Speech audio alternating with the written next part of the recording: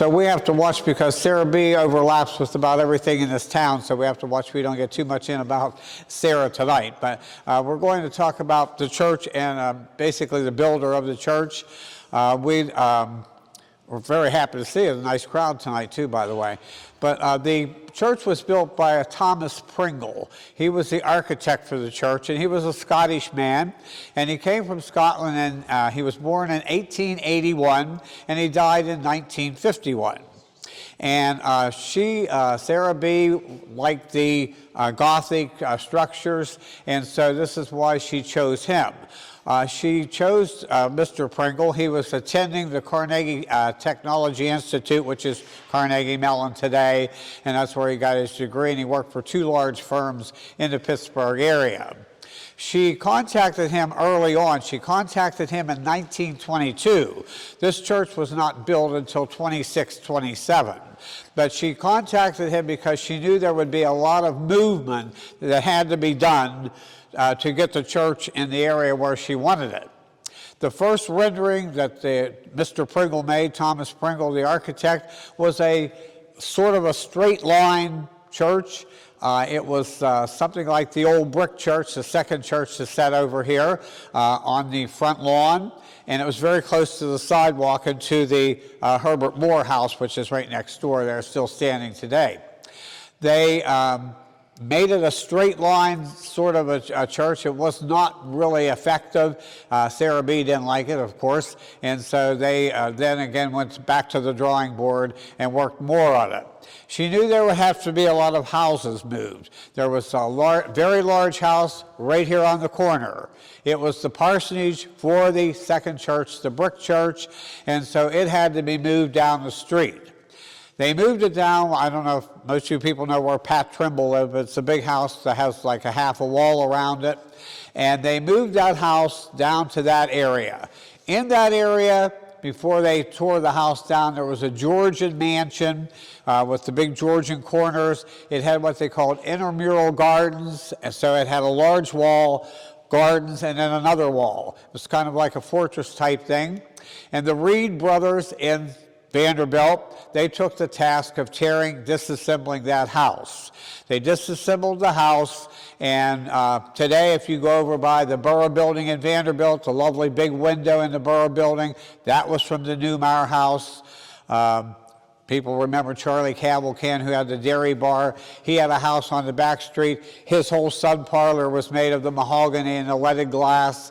Nanetta Reed, another retired teacher, her whole sun parlor was made of the wood from that particular house. It was a very beautiful house, but it had to go. So they moved the house, the large house, the parsonage, down to that area. They did not tear the wall down to move the house in there. They jacked the house up. It was it's a large house. They jacked it up and they swung it over the wall on cables and put it on the foundation, and that's how that house remained down there. Then the Herbert Moore house, it's still intact, but it was like on the opposite side. Then, of course, the schoolhouse was here. Of course, they didn't have to move that, but they had to move a couple houses on this side street here to gain entrance into the land and how they wanted the church. And so Mrs. Cochran finally liked the plans that Mr. Pringle made, and in 1926 then they decided to go with the plans that he and she had got together and worked out. And so it is quite a beautiful church. I ran a lot of pictures off of his many buildings. One of his most impressive buildings that he built in Pittsburgh in his early years as an architect was the Salvation Army building. And it's a beautiful building, and it's actually a hotel now in Pittsburgh. But it was a nice building, and he built most of the large churches in Mount Lebanon, that area. And I can look at the pictures, and you may look at them up here, wherever I put them, but you can look at them, and I think, this church is the most gorgeous one he's built. Really, it's just a phenomena. And so I have some things also up here on the table if you want to look later. There's a paperweight here. Sarah B. encouraged the children when she was here. My mother was a child here in this church in 26, and when they were building, and she encouraged the children, even though the church was paid for, so on and so forth, that she was paying for it, she wanted them to have a part in maintaining or getting money for the church. So they had paperweights made, and this has the second church in it, the brick church. This was Mrs. Cochran's Bible, Sarah B's, or hymnal, that she used every Sunday when she came to church. And down in the center aisle here, there's a pew marked right where she sat every Sunday when she was here. She gave the ladies of the church one year for Christmas, or the kids, these books called Wayward Flowers, and there's a card in there that says from Sarah B. Cochran. All the children in the church one year got ice skates, because you could skate on the Youghiogheny River at that time.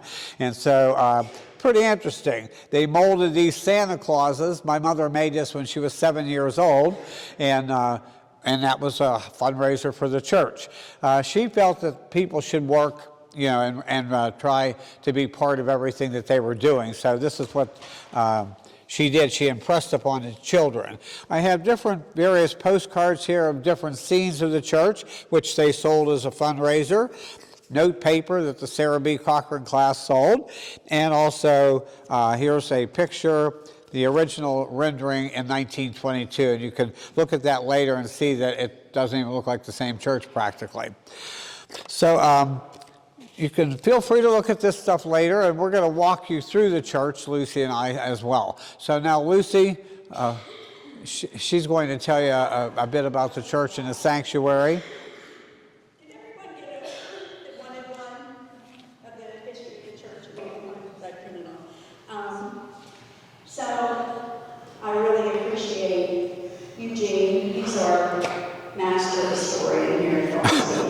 He and his family have really worked hard for a lot of years, keeping the history alive of this little town.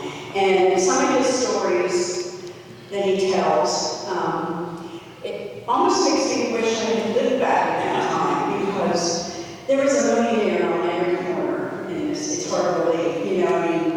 The coal and coke business really had this little town boom. So, the Methodism came into this area around 1820. And I was asking Eugene this morning, I was talking to him, and I said, where was the first? The first church was, I guess, over in Liberty, and what we call Dickerson Run, but it's called Liberty. And I said, where was the first church?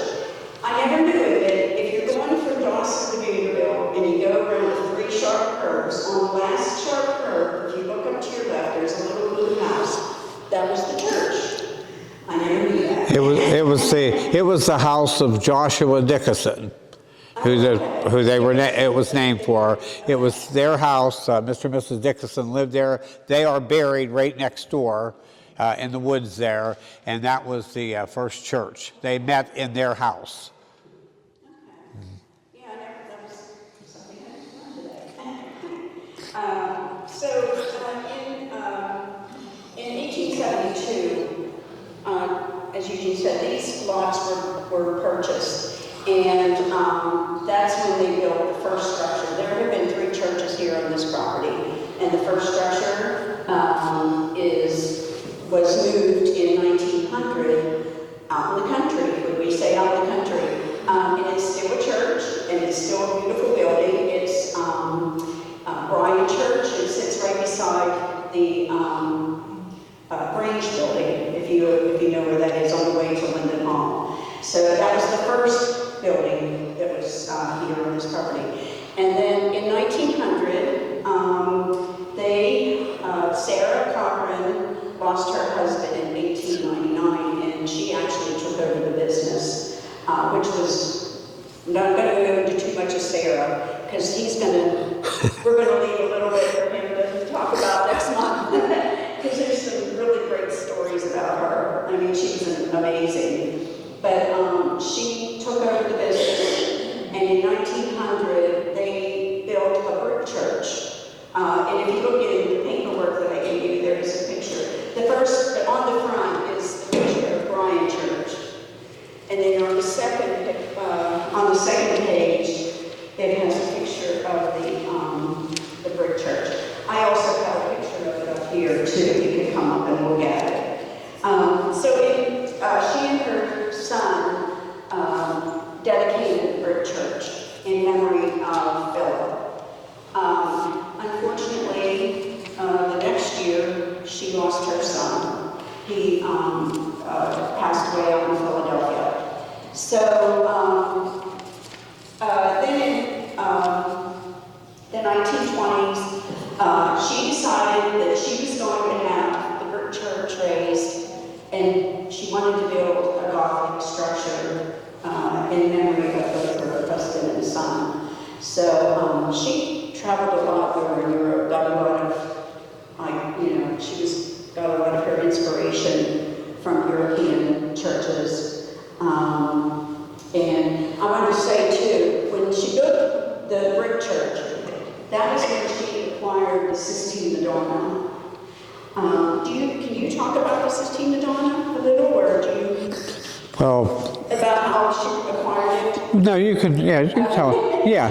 The story was. There was a Madonna in the second church before this one, and it's hanging in one of the rooms up on the second floor here. It's sort of a light pale pink background, and that Madonna hung in the brick church. And then when she bought this one, they took it down, put it in storage, and then they hung that in the brick church until this church was ready. Well, she supposedly outbid H.C. Frick. Yeah, H.C. Frick for the Sistine Madonna. There were only three. Of course, the original Sistine Madonna was painted in the 1500s by Raphael. And then they were allowed to... 3 copies. How many? 3 copies? 3 commissioned copies made. We have one of them. The other one is in California. And the story I've heard, and I don't know how true it is, but I heard that the other one is in the Louvre in France. And that painting was hidden all through Europe so that Hitler couldn't get it. So, but someone told me then that it was in the Louvre. So, but I've never been to the Louvre, so I don't know. But if you look at the Sistine Madonna, you'll have to come up and look at it.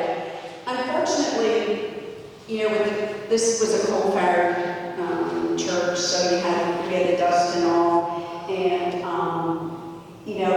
it could use a cleaning, but if you look at it close, you can see the little faces all around the head of the Madonna. They look like clouds, but if you look close, they're actually little faces. Raphael did not have the cherubs in his original painting, but he added them after he saw 2 little boys leaning on the railing looking at his painting, and that's how he painted them. He added them in his cherubs. And then the other artifact that we have from the brick church is a Tiffany window that we have out here in the hallway. We can show that to you. Unfortunately, I wish it was light outside because that's when you can really see the colors of the windows. These windows, these stained glass, this was in memory of her son, this window, and this window here, the crucifixion was in memory of her husband, and this is the birth of Christ here. We have 4 apostles here in these side windows. And Eugene, do you know what the big window here depicts? Is it anything that you know? I don't know, I think it said in the paper there, but yeah, it's probably in there about it. But so anyway, they started building this church, and they built the auditorium first so that they could hold church services there while the rest of the church was being built.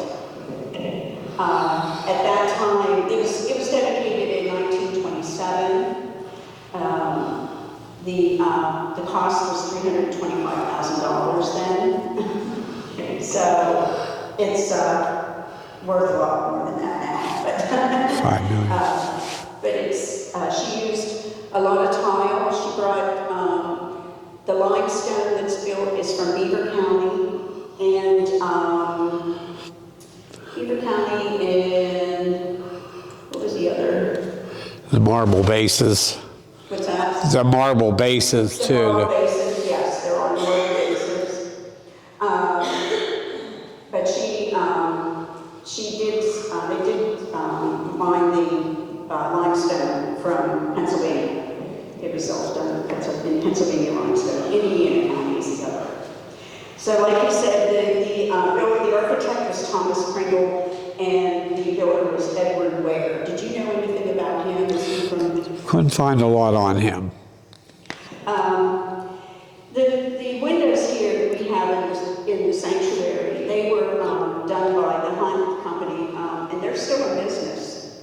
And I believe they're from Pittsburgh. Is that right? Yeah, they did our restoration on the windows. Okay. The same company that originally put them in. So,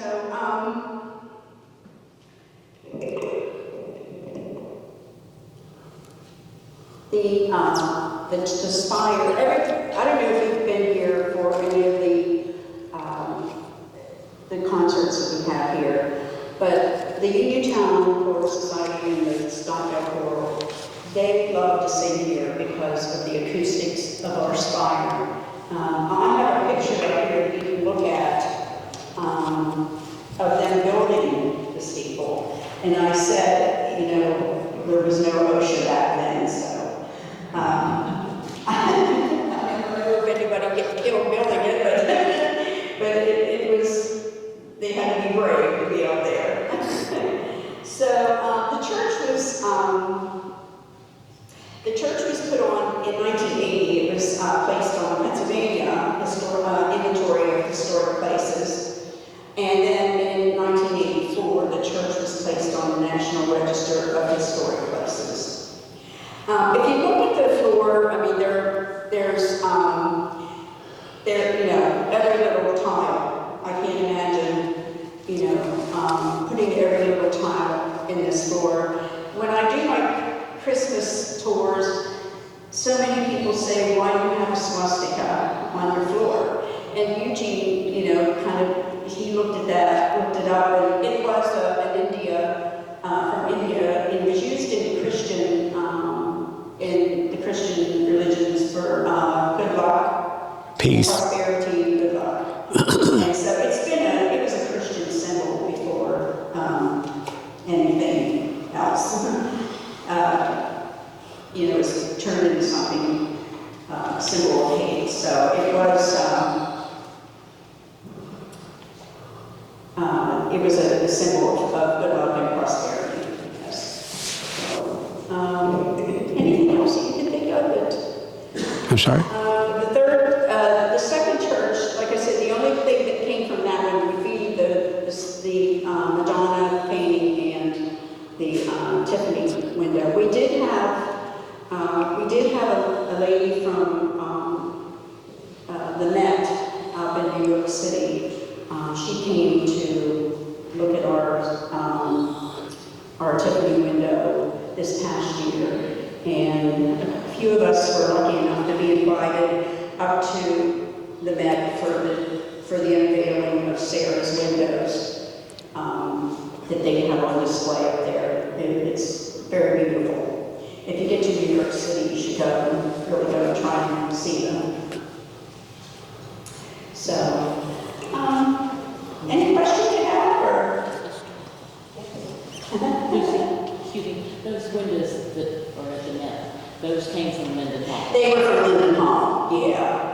Yeah, I don't know if any of you remember them. In fact, I think those are the only ones that I truly remember from when I was in Linden Hall before they were taken out. And it was her English garden, depicted her English garden. So, I think that's about all I have to say about the church. Eugene did play the organ earlier. Now there was a pipe organ in the brick church also, and when they took that down, they donated it to the Catholic Church that's sits up on the hill. I'm not sure if that is still No. in place there. No, it's not there.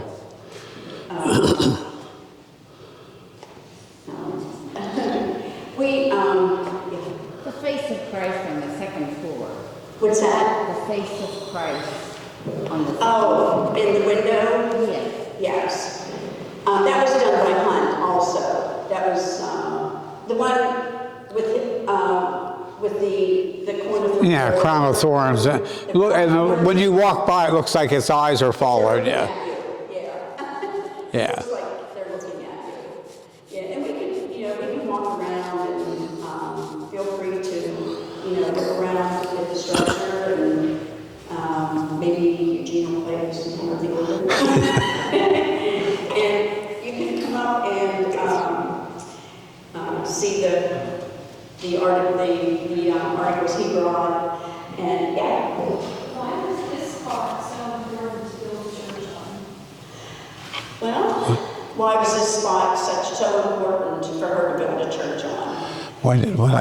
Why was this church so important to build? Why was On this this spot? Oh, so important to build. On this spot, yeah. Oh. Why did she pick this spot? Well, I don't know if it was that important to build right on this spot, but I mean, she definitely wanted it in town.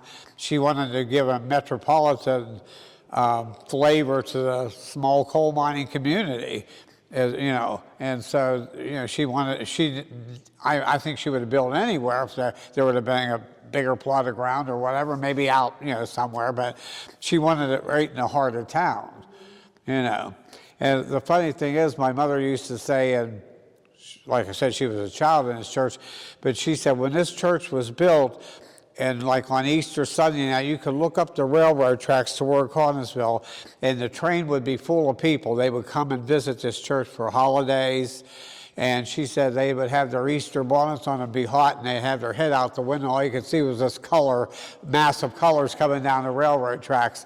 And, it was a show place. Just as her home was, for Fayette County, and they were one of the wealthiest families in Fayette County, actually, so, I don't think it was, she wanted it in her hometown. It was her husband and, She did sponsor stonemasons from overseas to come and help build this. She sponsored them and their families to help build this and for citizenship here in the United States. And I believe were the Trapassos from that family. I believe they were part of one of the families that came. Well, she brought all the stone cutters from Italy to do Linden Hall, and so. And this church was built in 2 years? Yeah. They started in 25 and finished and dedicated in 27, so it's just amazing. Back then, how they did it. And then you look at pictures like up here, you'll have to look at it, but it was just amazing how they did that in 2 years. Do you know anything about the glass in the windows? The what, I'm The sorry? glass, where the glass came from? The stained glass. The only thing I know Hunt. is that it was made by the Hunt Company in North Side, Pittsburgh, and are still there. Yeah, and they're still in business. They come and do repairs if needed, or Well, I'm wondering, it wasn't Yakagini glass. no, it wasn't Yakagini glass. I don't. Oh, no. Way before Yakagate glass. Yeah. I just make an observation about the system of Madonna. One thing that really makes it unique is that there are some did it whose name. Elstrom. Very hard to get information on him. Elstrom. Right. From Dresden. It's not his first name is Ludwig, but Sarah Cochran. Oh, look at this guy. Just coincidental. Eugene, I know 60 years ago, they worked on this steeple up here. Because I was pregnant Oh, with yeah, Elliot. it got struck by lightning. Yeah, I remember those guys up He there. invented copies for other people, but this is one because it's his model. So all those years, that's what makes it so special. He did it directly in the Dresden Gallery, where it's still today, but it's one he kept himself. So that makes it more incredibly special. Yeah. When anyone's mentioned, I'm thinking that's Huh? He was friends with somebody. Lucy and Barb. Barb husband and Lucy. Oh, okay. He's Oh, friends him. with Are they going to take us around and tell us about each room? What's Are that? they going to tell us about each room? Like, didn't Sarah B have a dressing room or something? Yeah, her Sunday school room and stuff, yeah. I hope they take us like that. I don't know. They have a bridal room up there.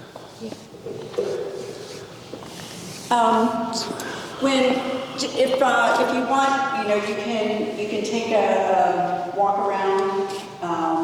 I can take you, throughout the rest of the church. If you're able to go up the stairs, you can go up and visit. We have Sarah Cochran's Sunday school room, which is now used for a bride's room upstairs when we have a wedding here. There was something else I was going to say about. Oh, the organ. Are you able to talk more about the organ? Well, she donated various organs. It was always amazing to me because this is a pretty good-sized church, and the smallest organ she donated was here. Her own church, which is kind of unusual. But she donated a 3-manual to Wesley. Wesley Church in Connellsville.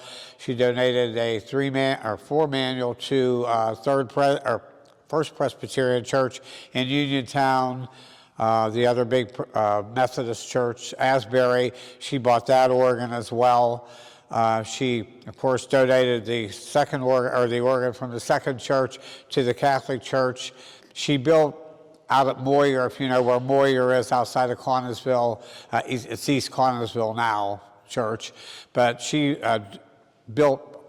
paid for most of that church, bought the organ there and all the furniture for that church. She was always donating to something, like for the Methodist Episcopal Church.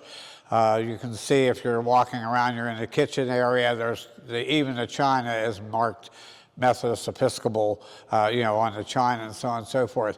And she, even when she was in her elder years and she was not maybe thinking clearly sometimes on money, she actually handed her assets over to one of the archbishops of the or Episcopal Church to handle her affairs while she had the broken hip and so on and so forth. So she trusted in the Lord and trusted in her church all her life. She really did. Eugene, to our church in Utah, she donated in Austin. Is this in Austin here, or what is this? Is this what? In Austin. Is it what? In Austin. Oregon. Oh, yes, in Austin. Austin, yeah. Yeah, I've never really a top maker. Frank goes to a church in Uniontown that actually, how many Tiffany windows do you have, you said? Well, we have Asbury. First Methodist. Yeah. We have 3 huge windows, and our chandelier and sconces are Tiffany, yeah. Back when there's a lot of money in Uniontown. Well, Right. It was funny when the gal came from the Metropolitan Museum of Art for the Tiffany windows at Linden Hall, and she was here looking at this one. She had another young girl that was into the stained glass thing as well, and it was kind of amazing because they were cataloging windows in New York City in the cemeteries, because they have those huge mausoleums. And it was so surprising because more than half of the windows in those mausoleums were from Hunt in Pittsburgh. Not Tiffany, but Hunt, yeah, which is kind of strange. it was unfortunate when they put this window in, when they installed it, they covered up the signature, the artist's signature.